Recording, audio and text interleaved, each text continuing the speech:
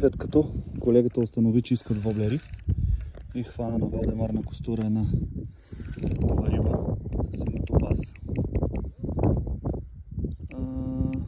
Аз сложих една слънчевка, която беше малка и само я чукаха и не искаха да я кълват много.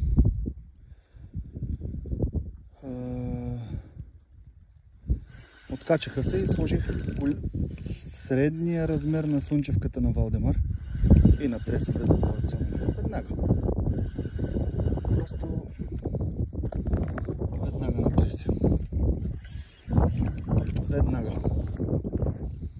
Ето и рибата.